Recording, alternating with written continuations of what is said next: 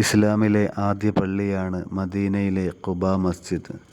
ഹിജ്റ പുറപ്പെട്ട പ്രവാചകർ സല്ലല്ലാഹു അലൈഹി വസല്ലം ഖുബായിലുള്ള ബനു അംർ കുൽസൂമിൻ്റെ വീടിനടുത്ത് കാരയ്ക്ക ഉണക്കാറുള്ള തരിശു നിലം ഏറ്റെടുത്തു.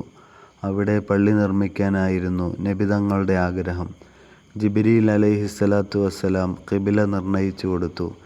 നബി സല്ലല്ലാഹു അലൈഹി വസല്ലമ തങ്ങൾ ശിലയിട്ടു. അബൂബക്കർ റളിയല്ലാഹു അൻഹു, ഉസ്മാൻ റളിയല്ലാഹു അൻഹു, ഉമർ റളിയല്ലാഹു അൻഹു തുടങ്ങിയ പ്രമുഖ സഹാബികൾ നേതൃത്വം കൊടുത്തു. അവിടെ വെച്ചായിരുന്നു ആദ്യ സംഘടിത നിസ്കാരം.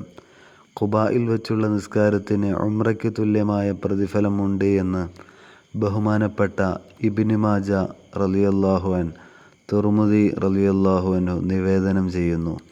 മസ്ജിദുൽ അഖ്സയിൽ നിന്ന് കഅബയിലേക്ക് ഖിബ്ല മാറ്റിയപ്പോൾ തിരുദൂതരാണ് ഖുബായുടെ ഭിത്തികൾ മാറ്റിപ്പണിതത്. മസ്ജിദുൻ നബവിയിൽ നിന്ന് 5 കിലോമീറ്ററാണ് ഖുബായിലേക്കുള്ള ദൂരം. മസ്ജിദുൻ നബവി പണിത ശേഷം തിരുനബി സല്ലല്ലാഹു അലൈഹി വസല്ലം എല്ലാ ശനിയാഴ്ചയിലും ഖുബായിലെത്തുമായിരുന്നു. നബി തങ്ങളുടെ വഫാത്തിനു ശേഷം സഹാബിമാർ പള്ളി പരിപാലനം ഏറ്റെടുത്തതായി കാണാം. ഉമർ ഇബ്നു അബ്ദുൽ അസീസ് റളിയല്ലാഹു അൻഹു പള്ളിക്കൊരു മുറ്റവും ഇടനാഴികളും ഒരു മിനാരവും നിർമ്മിച്ചു. ഖലീഫ അബ്ദുൽ മലിക് മസ്ജിദുൻ നബവിക്ക് ശേഷം ഖുബയും പുനരുദ്ധരിച്ചു. പിൽക്കാലത്ത് ഒട്ടോമൻ ഭരണകൂടവും. 1986 സൗദി ഭരണാധികാരി ഫഹദ് രാജാവാണ് പള്ളിക്ക് ഇന്ന് കാണുന്ന പ്രൗഢി സമ്മാനിച്ചത്.